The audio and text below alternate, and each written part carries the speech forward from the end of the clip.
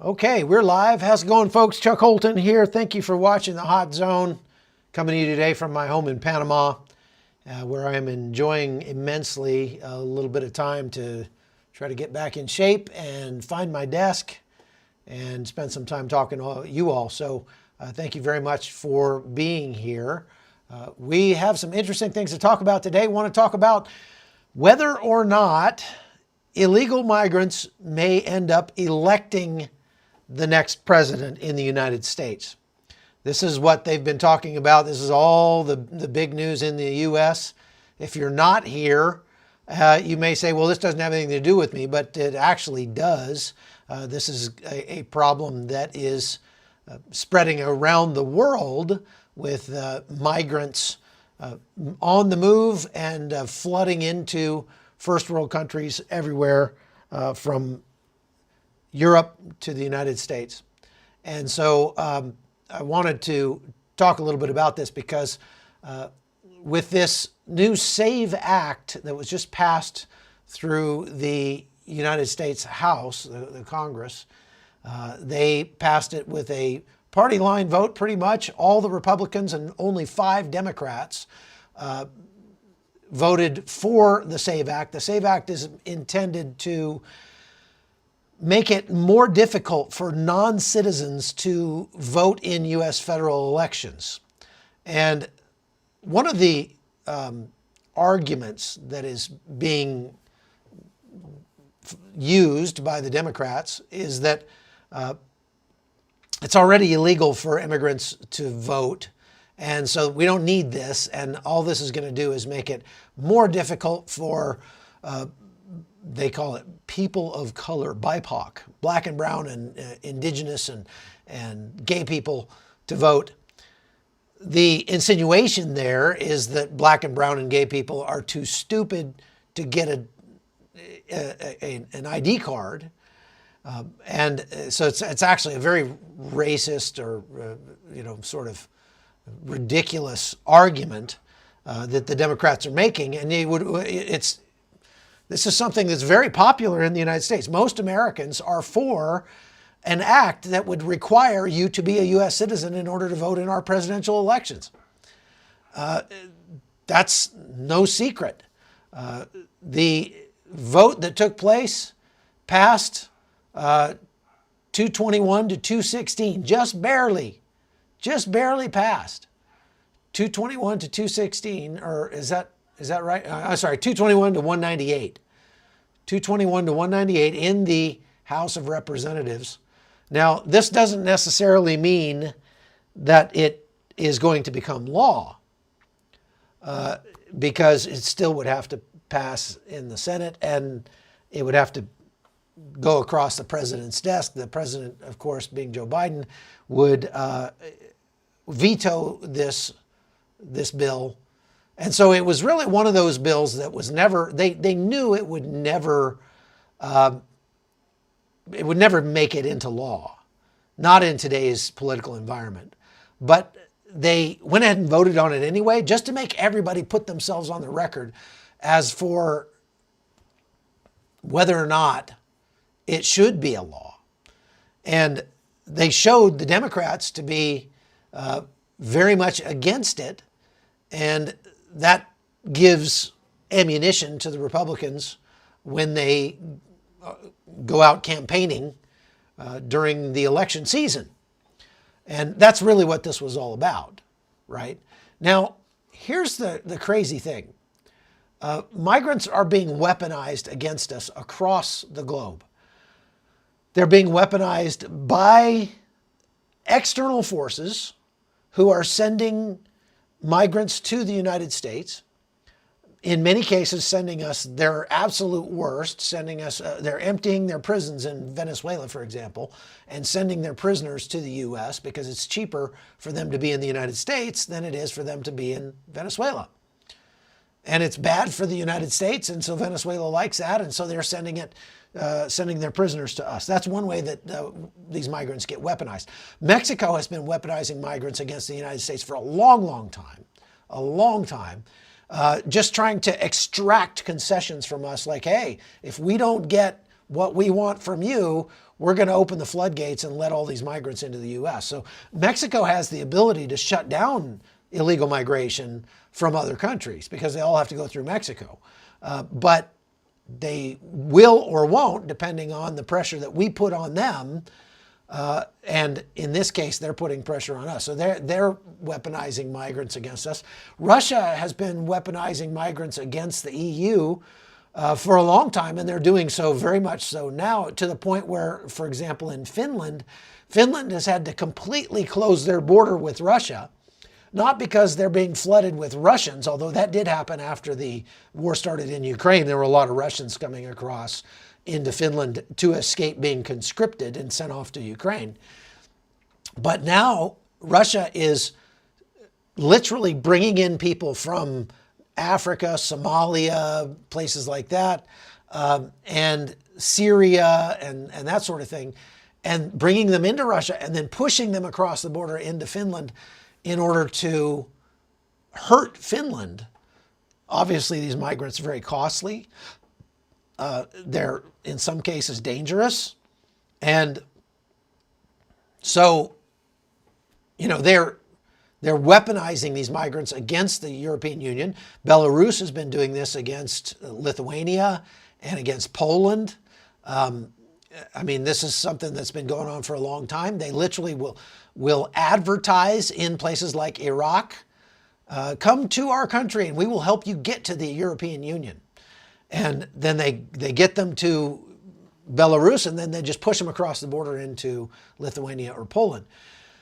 So this is a big problem. This is one way that they're weaponized against Western countries. But in the United States, our own government right now, the Biden administration, is weaponizing migrants against the American people because they brought in something like at least 10 million migrants by throwing the floodgates open since Joe Biden took office, stopping all of the Trump-era programs that were working to keep migrants from coming in, and weaponizing these people against the United States.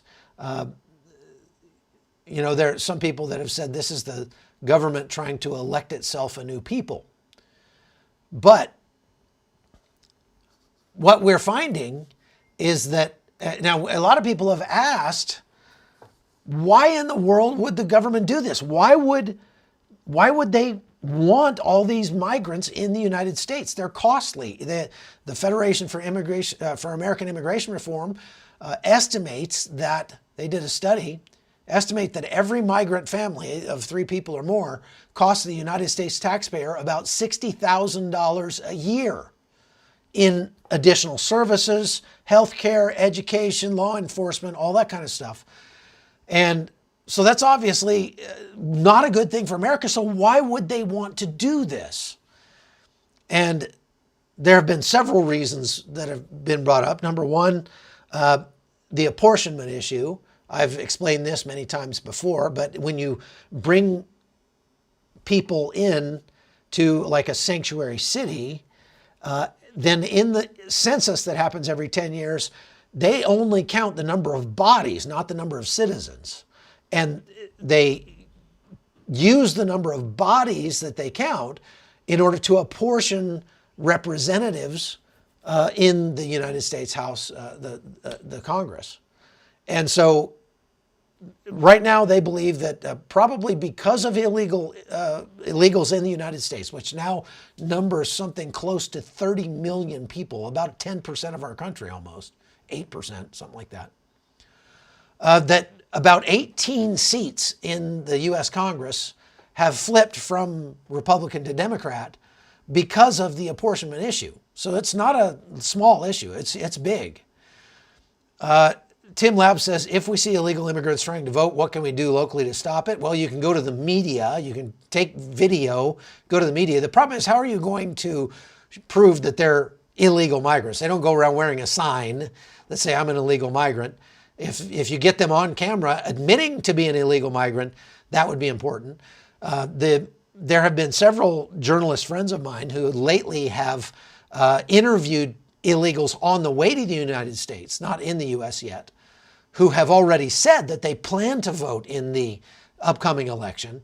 And in one case, in a camp in somewhere Matamoros, Mexico, the Muckraker brothers found U.S.-based NGOs handing out flyers instructing people how to vote for Joe Biden after they get to the United States. They were handing out flyers telling them, make sure you go vote for Joe Biden after you get to the U.S. So it is happening. Now, apart from the apportionment issue, there is also the tax issue. The Biden administration realizes that by bringing in millions of people, many of them are going to go to work. And even if they're going to work under the table, those jobs show up on U.S. labor statistics, and they make the labor statistics look better. So they look like the jobs are being created by the government. But about 70% of the jobs so far, according to the one study I saw, that have been created by the Biden administration, or created because of their policies during the Biden administration, have gone to illegal immigrants, not to U.S. citizens. And so it artificially inflates the numbers of jobs in the United States. It also contributes somewhat to the tax base. Some migrants are not working under the table and are actually going to end up paying taxes. So that's another reason. But the bigger reason, and that's the purpose of this SAVE Act that they just voted on, is that there are many jurisdictions that are working out ways for these illegal migrants to actually vote in presidential elections, even though it's illegal for them to do so. Now, I want to show you the results of a study that I found, that this is from 2008, asking how many non-citizens were likely casting votes in 2008. And you see here at the bottom, these are self-reported. These are their interviewing non-citizens and asking them if they voted. And between 38,000 to up to 2.8 million, based on their sampling, could have voted in the 2008 presidential election. Okay, we have way fewer illegal migrants in the United States, something like 11 million back at that time. And so up to 2.8 million illegal migrants could have voted in the 2008 presidential election for Barack Obama. Now, the question is, how many of those are going to actually vote for Democrats? Well, we know that the vast majority of them would vote for Democrats. As a matter of fact, in that same study, they found that non-citizens who reported voting were asked who they voted for, and 66.7% reported voting for Democratic House candidate, while only 20% reported voting for the Republican candidate. 81.8% reported voting for Barack Obama, compared to 17.5% for John McCain. 81.8%. So if we extrapolate that out, what we're looking at now is something like, at least, it could be as many as 5 million people who are not in the United States legally, who may be voting in the upcoming election. Could be. We don't know. Of course, this is what the SAVE Act was meant to block, is meant to stop that, or at least make it much more difficult. Now, how in the world can a non-citizen get registered to vote? Well, here's how. Many states will allow non-citizens to get driver's licenses in their states, okay?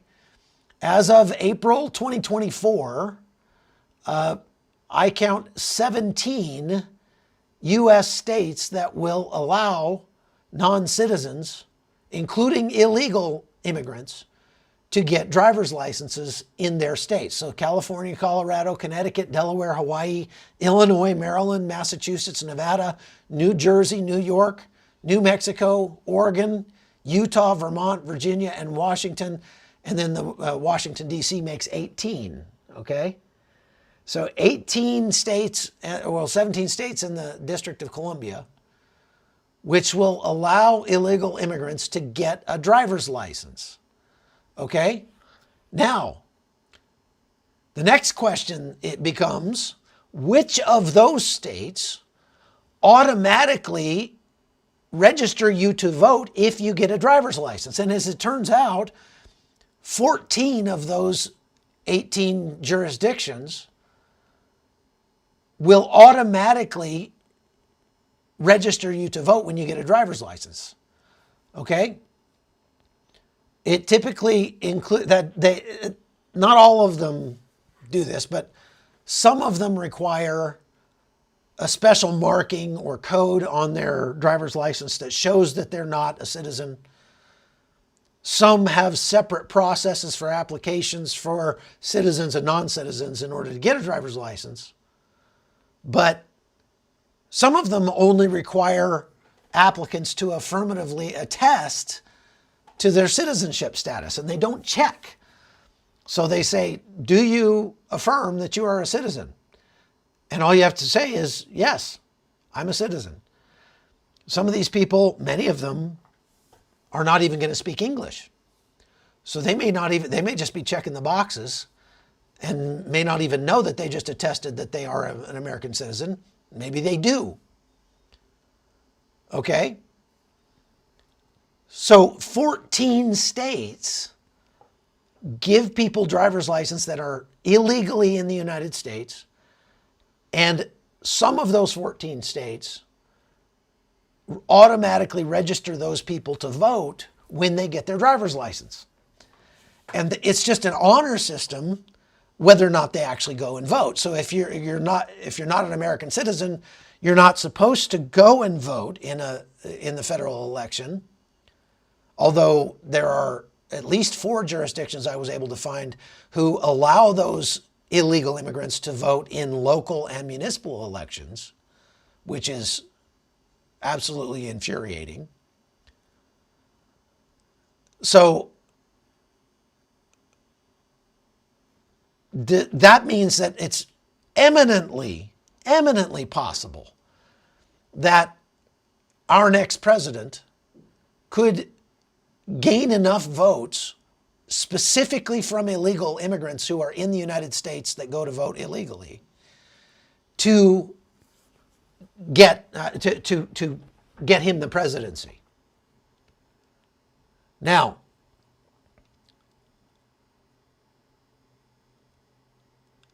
let's talk about sanctuary cities.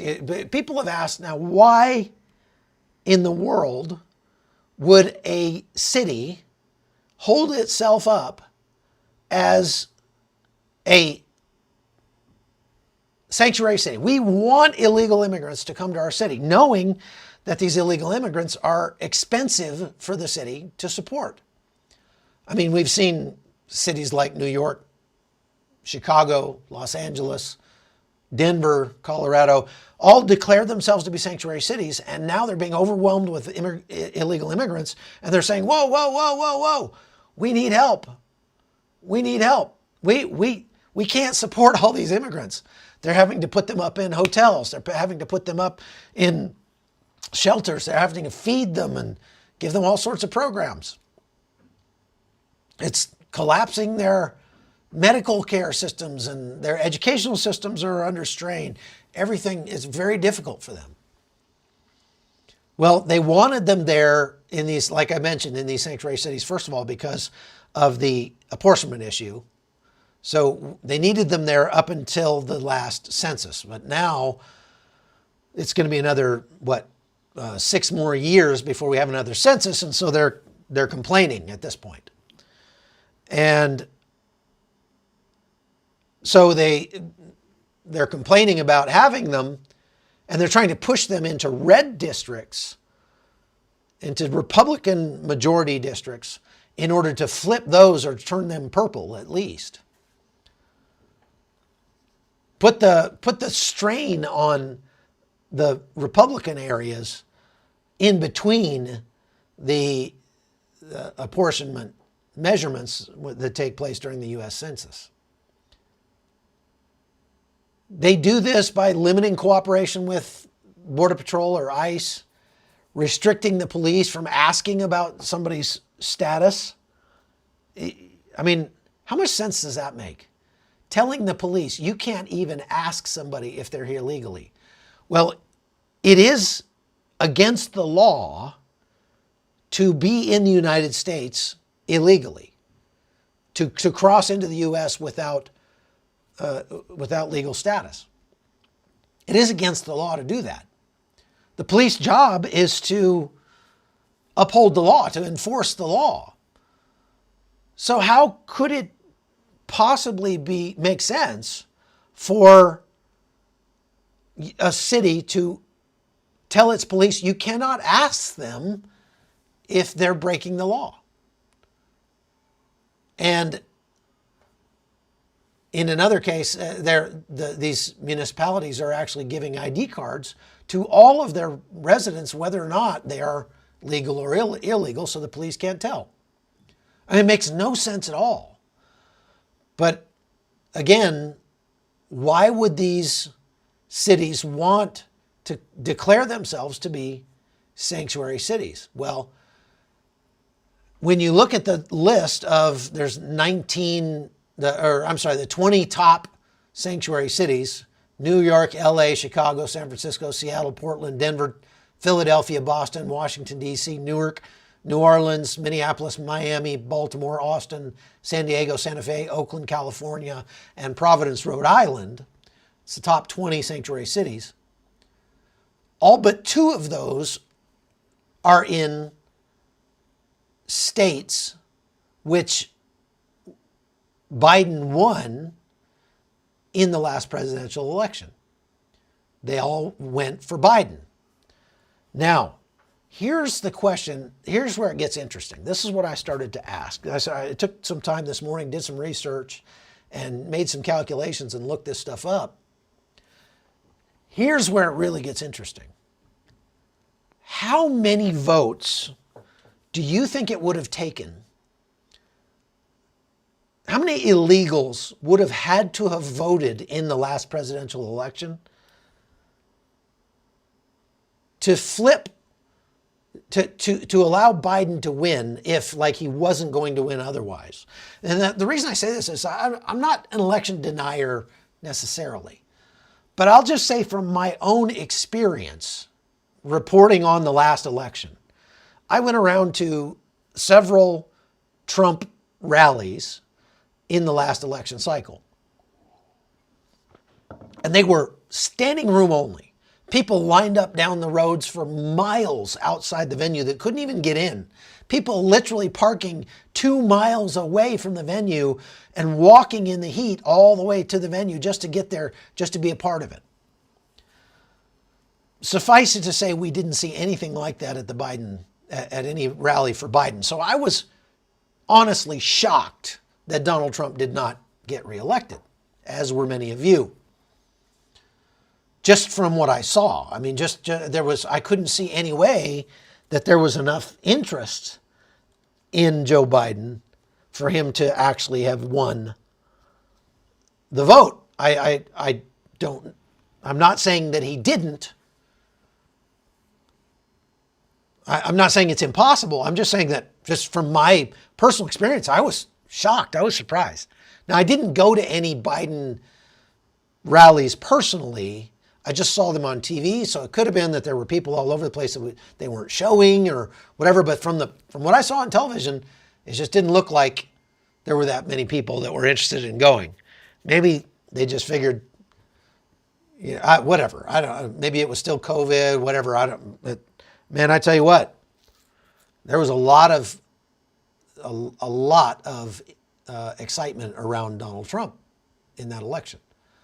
So, but we know for a fact, I mean, I've done some reporting on the fact that there were schemes in places like Minneapolis and down in Georgia to go around and collect up people's, these voter collection schemes where they go around and say, hey, sign this, our people are voting for, all the Somalis in Minneapolis. Our people are voting for Joe Biden. Come here, sign this, and I'll take it and put it in the mailbox for you. So the mail-in voting was iffy, to say the least. And again, that's another reason why this SAVE Act was brought forth in the first place, was to sort of crack down on some of those things that could be easily, I'm not saying that they were, thank you, Colin, I appreciate that. I'm not saying that they were 100%,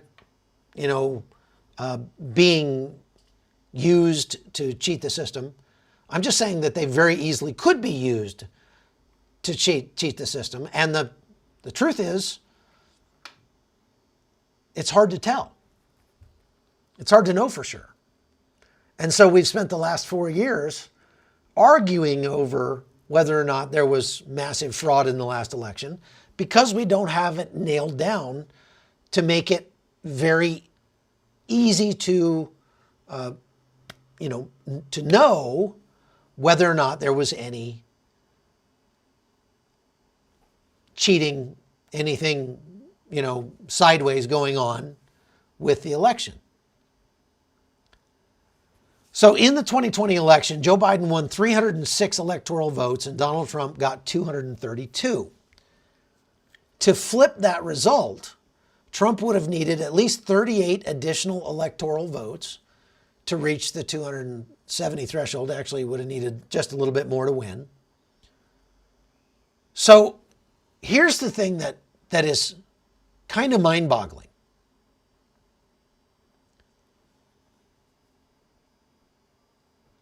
If,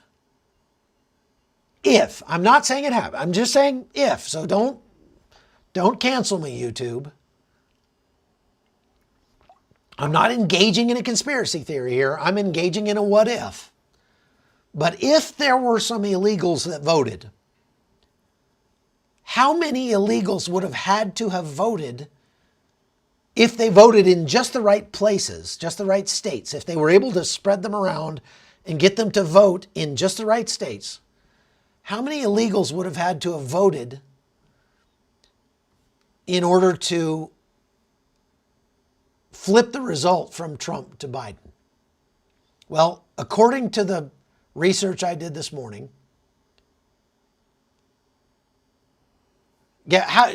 put your guess. Take a guess. I would love to hear from you. How many votes do you think, how many illegals would have had to have voted in the last presidential election? Let's say that, again, just a thought exercise here. Just a thought exercise. Let's just say that Trump was winning. How many illegals would have had to have voted if they voted in exactly the right places to flip the result to Biden? Again, just take a guess. Take a guess. Peace says 100,000. Colin says 3 million. One tired mama had to be thousands. LMG says 1. No, had to be more than 1. Some people say a few million, 10 million, 3 million. Therese says way less than you might think. No, not just 1, LMG. It would have to be a lot more than 1. 10%. Country Boy says 81. No, it's not 81 million. That's how many total votes Biden got. We're a very divided country, right? So about half of the country is going to vote one way and half is going to vote the other way. That's why these votes are so, the elections are so close nowadays.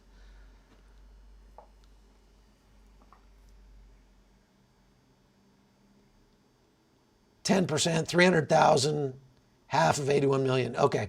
Well, here is the research I did this morning shows the states with the closest margins that Biden won were Georgia, Arizona and Wisconsin. Those are the three states where he won by the closest margins. And if those three states had flipped to Trump, it would have resulted in a tie. And then they would have needed, in order to definitively win, they would have needed one more state like Nevada, 6 electoral votes. And there Biden won by 33,000. So theoretically, as few as 43,255 votes strategically distributed across Georgia, Arizona, and Wisconsin would have resulted in a tie. To outright flip the results, it would have taken 76,851 votes across 4 states. 76,000 total. Total.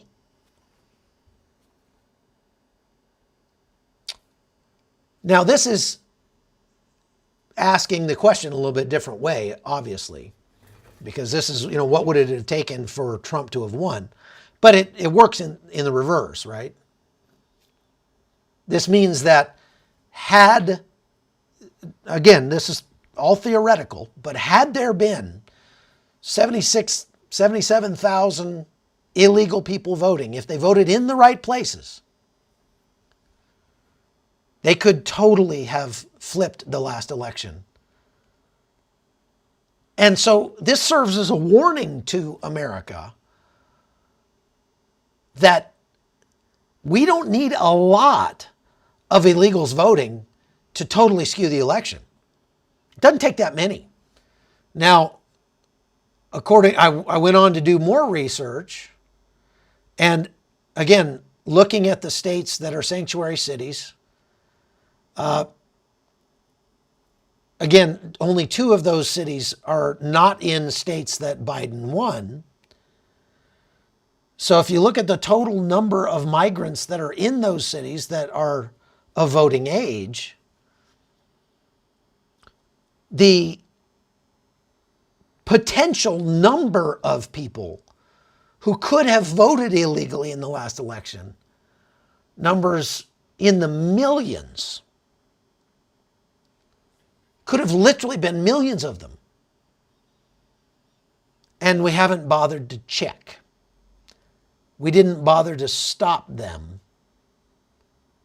to do anything to stop them. As a matter of fact, in the last election, they made it as easy as possible because of COVID for people to vote, which makes it much more likely that a bunch of illegal immigrants voted in the last election. So this is what they're trying to head off at the pass before we get to the election in November. They're trying to stop it with the SAVE Act. Now, I wanted to show you some Democrats, that in the debate on the House floor over the SAVE Act before they voted, Democrats got up and whined and complained and hemmed and hawed about how this is racist and it's bigoted against people of color and blah, blah, blah, to require them to vote. Now, again, as I said at the beginning, that in and of itself is the most racist thing I've heard today, because what they're essentially saying is that black people are too stupid to get an ID card, or it's just not possible for them. It's too difficult for black people to go get an ID card. Now, I went and looked it up, and as it turns out, about 11% of people in the United States don't have an ID card, but not all of them are of voting age. Of the people who are voting age, it's still about 5 million, minimum, 5 million people who don't have an ID card. But that doesn't mean that they don't have a way that they could vote, because there are states, most states provide a method for people to vote if they don't have an ID card. Again, like I said, by attesting that they are a citizen by having somebody who can prove citizenship vouch for them and say, this is my grandmother, she's 90 years old, her ID card is no longer valid, but I can attest for her that she's a U.S. citizen. Things like that. That's actually the majority of people who don't have an ID card are elderly people whose ID cards have just expired and they never bothered to go get a new one because they don't need a passport, they're not traveling, and so they're not driving, they don't need a driver's license. That's the vast majority. The vast majority of American citizens who don't have an ID card are living in retirement homes. You know, they're elderly people. And there are ways for those people to vote. And actually, the SAVE Act was crafted specifically to carve out and safeguard those ways for those people to vote. So it wasn't intended. They didn't make this SAVE Act in such a way that those people couldn't vote.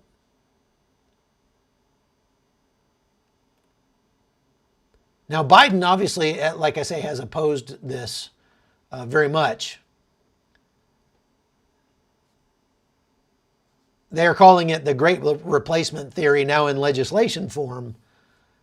It's interesting to go and see, like, the Washington Post calling the Great Replacement Theory a conspiracy theory, a white supremacist conspiracy theory. Heck, Wikipedia calls it a white supremacist conspiracy theory. And I showed you in yesterday's live the actual documents from the United Nations from the year 2000 calling for a great replacement, saying that it's necessary in order to prop up our cultures because our cultures are not having babies. They're not replacing themselves through their progeny, so they need to bring in migrants to replace them so that they can pay the taxes necessary to support all their social programs. Okay? So the SAVE Act requires proof of citizenship to vote in federal elections. That's all.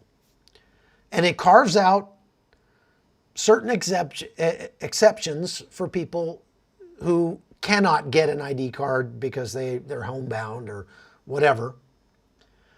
Most of the states most states will allow people who can't afford an ID card to get one for free or to use other things like birth certificates or things like that to prove their citizenship in order to vote. So, but I want to show you some of these Democrats whining, and I want you to listen to what she's saying here. Take a listen to this. Republicans want to throw up barriers because when people vote, they lose. Let me be clear. They don't want you to vote. They don't want to hear black voices, brown voices, LGBTQIA voices, young voices. Our fundamental access to our democracy is being politicized. And this xenophobic attack that we're debating today will make it harder for Americans to vote. My Republican colleagues will claim that requiring IDs is a small ask, but nearly 30 million people lack a valid driver's license, and about 15 to 18 million adults don't have access to documents proving their birth or citizenship. Americans don't need more obstacles. It's already hard enough. So this is Representative Lee from Pennsylvania, Democrat, saying that this SAVE Act is specifically meant to stop black and brown and indigenous and LGBTQ people from voting. I have a hard time making that logical leap. How is it specifically making it more difficult for specifically people of color to vote? I don't get that, because there are many poor people in America who happen to be people of color. Isn't it interesting how you can't call them colored people because that's racist, but you can call them people of color, and that's not. This stuff always just kind of goes over my head. I don't really get that. But anyway, this person was voted in to her job. And this is all they've got? This is what they come with? This is the best they can do? Is to say, oh, this is making it more difficult for people of color to vote? How? How? Yeah, and LGBTQ, whatever, I plus A, B, C, all that, but how does it make it more difficult for them to vote? Those people demographically tend to be wealthier than the average American. Gays tend to be in a higher income bracket. So how is that possible? No, they just want, I think it's fairly clear. Most Americans, 68% of Americans say they want it to be more difficult for non-citizens to vote in our elections. And the Democrats are setting themselves up against the majority of Americans by voting against this. Now, here's the crazy thing. There is an easy way that they could ascertain whether or not someone is eligible to vote, whether or not they're an American citizen. There's already a database that the federal government maintains. It's called, crazily enough, it's called the SAVE database. In this case, SAVE does not stand for Safeguard American Voter Eligibility, like the SAVE Act that they just voted on. In this case, the SAVE database is a fast, secure, and reliable online service that allows get this. This is so that they can keep track of illegals in the United States in order to give them benefits, in order to allow benefit granting agencies to verify a benefit applicant's immigration status or naturalized and derived citizenship. It's administered by the U.S. Citizenship and Immigration Services, a component of the Department of Homeland Security. So DHS maintains a database already with a list of all of the people who are in our country illegally that they've processed. Now, there's still millions of illegals in America who have not been processed, that are the gotaways that just crossed the border and melted into society and never got picked up by the Border Patrol. But the majority of them who cross the border illegally do get picked up, and they get added to this database. So they're there. And all they would have to do is provide easy access to this database for states to have access to, so that when somebody comes to vote, they show an ID, or they give their name even, and they run that through this database to make sure that they're not on this database of illegal immigrants. And then they're allowed to vote. We live in the age of computers. This would be easy. It literally would take nanoseconds. Type their name in, boom, comes up. But the U.S. federal government, the Department of Homeland Security, is specifically blocking states from checking this database to make sure that people coming to vote in their elections are not on that database. Now, if this isn't proof of intent by the federal government to allow illegal migrants into the U.S. to vote in presidential elections, I don't know what is. Because as I've just showed you, we literally could allow them access to this database. It wouldn't be that hard. And the SAVE Act that they just passed actually makes some, openings for that. Sets it up so that it would be easier and stipulates they have to allow access for that reason while maintaining people's privacy, and that sort of thing. That's all they would have to do. But the federal government is literally not allowing states access to the one resource that it would take to make sure that people voting are not doing so illegally. Now, is there anything that more strongly suggests that the U.S. federal government is not asking for illegals to vote? So if we go back to 2008, this study in 2008, when they found by asking illegal immigrants themselves whether or not they had voted, and then taking their sample and extrapolating it to the total number of illegals believed to be in America,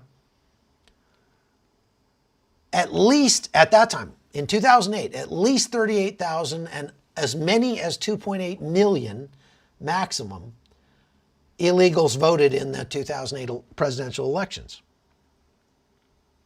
Could have easily been enough to have pushed Barack Obama over the top.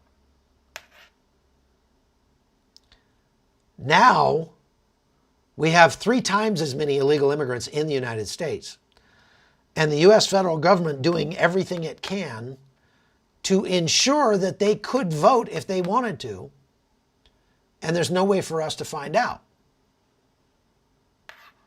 What do you think are the chances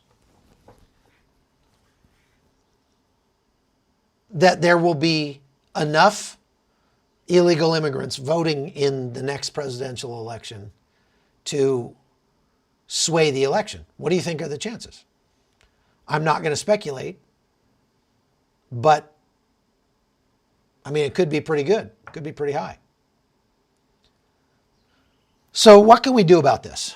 This is where we need to brainstorm.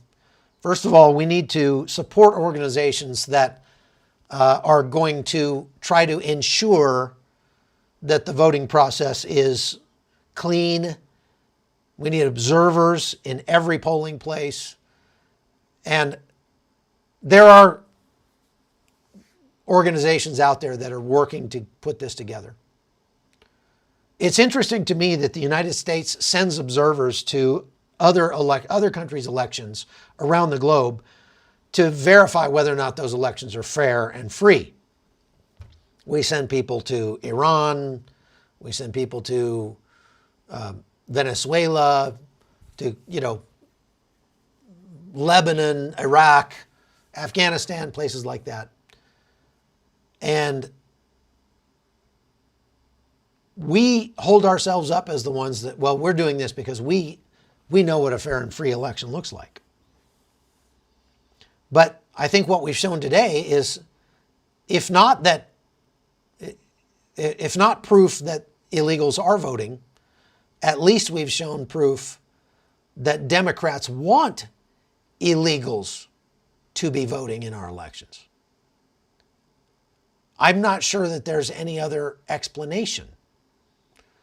I don't buy the explanation that, we can't have voter ID requirements because that would be, it would keep black and brown people from voting. It would keep gay people from voting. I can't make that leap. Can you? So we need to be all over this if we intend to have a fair election.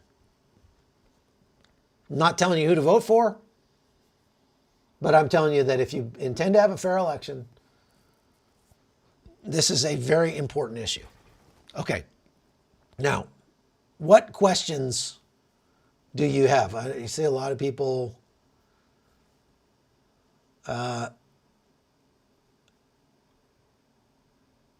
proper document shown to vote.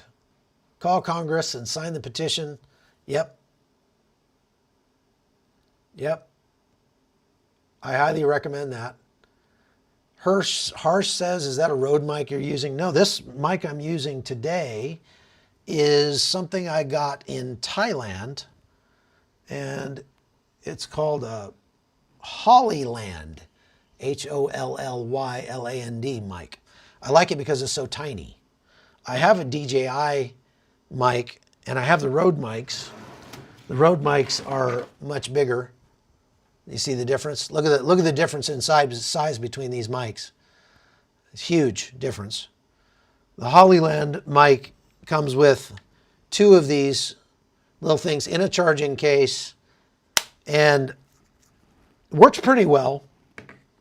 I've had a couple of problems with it when I use it with my phone, but it has this little connector that goes into my phone, and sometimes this thing, because the case on my phone doesn't get all the way in there, and then the mic isn't working. The only problem with these things is that there's not really any way to monitor how well it's working or whether or not it's working, and so I have to actually watch the levels on my computer here. Okay, I'm looking for some more questions here. If you have questions, go ahead and ask them now. While I'm at it, please hit the like button, folks. We've got 679 people watching. And so let's go hit that like button, please. It really does help. And if we, obviously these topics are contentious. They're important. And I don't want to be spreading misinformation at all, but there is a lot of misinformation out there. As a matter of fact, I've seen now the mainstream media is starting back up with this Russian collusion stuff. You know, the Russians are trying very hard to get Donald Trump elected. I'm not saying that's untrue. It is true. Russians and Chinese and Iranians and Venezuelans and Cubans and all kinds of countries around the globe are working very hard to influence American elections one way or the other. And they definitely want, to affect the United States elections. Some of them are working against each other. I think that in this case, Russia very badly wants Trump to win because they think that Trump will force a ceasefire in Ukraine at the current boundaries, and Russia will be able to keep the territory that they've gained in Ukraine. So let's see here. They're saving the world. Everything is equal in peace. Are we in the 7-year tribulation? Lucky Duke says. I don't think so.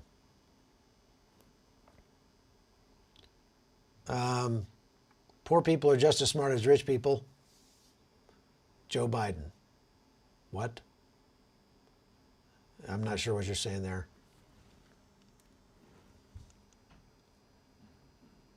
Okay. Well, I've gone way back here, and that's I'm not seeing a ton of questions. Somebody said Trump for president. I'm sorry. Somebody's saying Chuck Holton for president. I'll just say that there's not enough Secret Service in the world to protect me from my wife if I ran for office. So I'm not running for office. And I mean, that's the problem with the presidency. I mean, who wants that job? It's not a good job, I don't think. I don't think it'd be a good job. If they offered you the presidency, if they said you can be president, would you want it? Knowing all the garbage that goes into that? Ugh. Do you think they're going to swear Kamala in or swap Kamala in? Well, one tired mama, good question. Well, look, Joe Biden gave a press conference yesterday at the UN summit or the NATO summit, whatever it was, and it didn't go very well. He introduced Volodymyr Zelensky, the president of Ukraine, as he said, and now I want to introduce the president of Ukraine, Vladimir Putin, and then walked off. And then went, and then he caught himself after he said he introduced him as Vladimir Putin. He also introduced Kamala Harris as Vice President Trump. So after that speech, even though mainstream media said, well, that speech just proves that he's with it, he's perfectly capable of, being president for 4 more years. After that speech, the number of Democrats calling for Joe Biden to step down doubled. And there were people in the audience, Democrats in the audience, who were just going like, oh my gosh, like you can see them in the audience as Biden is talking, just going, oh no, this is terrible. So I'm not going to make a prediction, but I'm just going to say it wouldn't surprise me if Joe Biden bows out of the race before the election. And who they replace him with, that's the big speculation right now. Everybody is speculating about who might replace him. Kamala Harris would be worse than Joe Biden in a head-to-head matchup against Donald Trump. And so she's unlikely. I mean, I don't know how likely it would be that they would try to keep her. I'm not sure how much power they have to replace her if they wanted to. I mean, she may have to be the nominee if they get rid of Biden. Maybe that's one of the reasons they don't want to get rid of Biden. So it's, a choice between a houseplant and a kumquat at this point.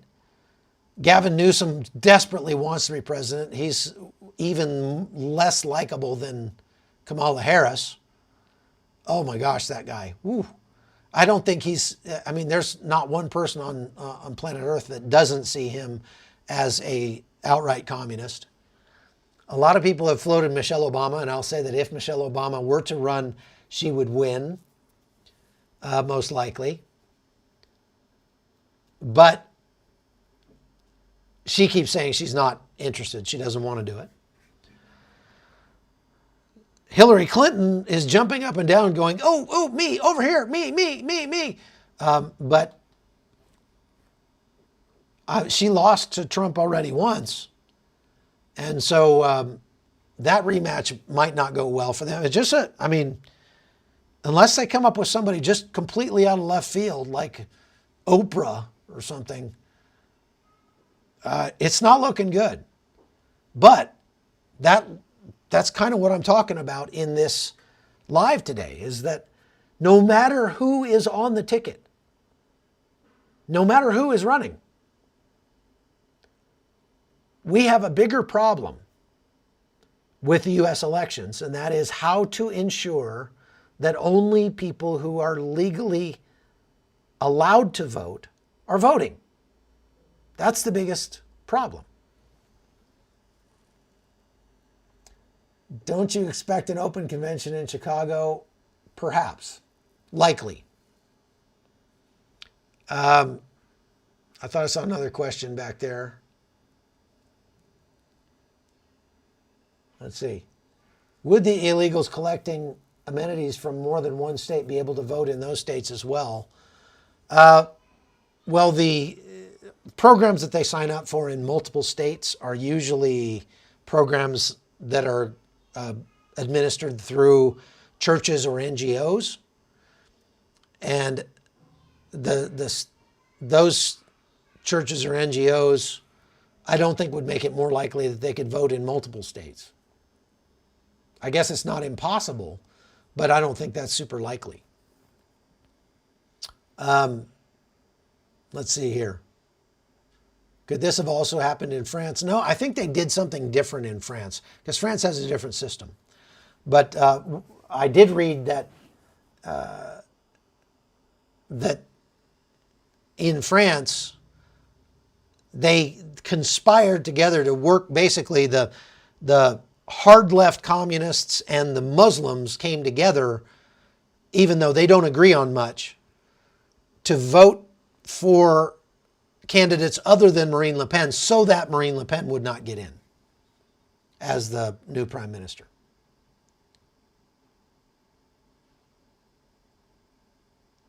Okay, so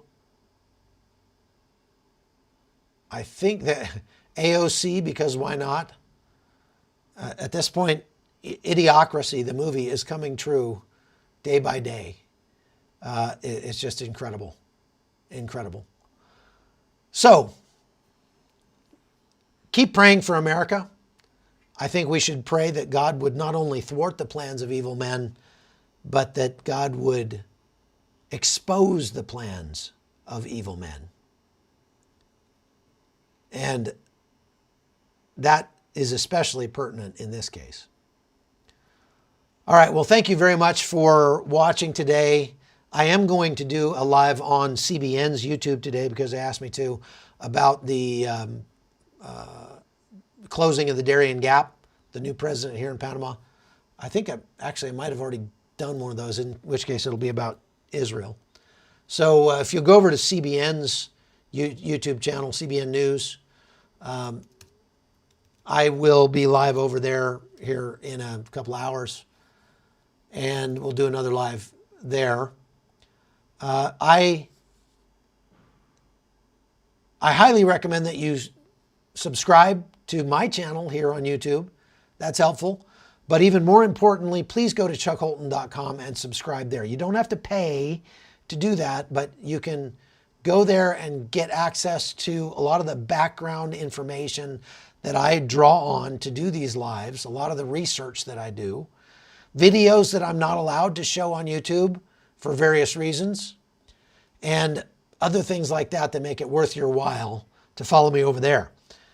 It's also helpful to sort of future-proof my reporting by you being a member over on chuckholton.com, so that if YouTube decides they don't like what I'm saying and decides to cancel me like they did earlier this week, I can keep rolling over there and keep getting the word out. So please consider doing that, going over to chuckholton.com and supporting me there. And I will see you again next time, probably Monday, here on the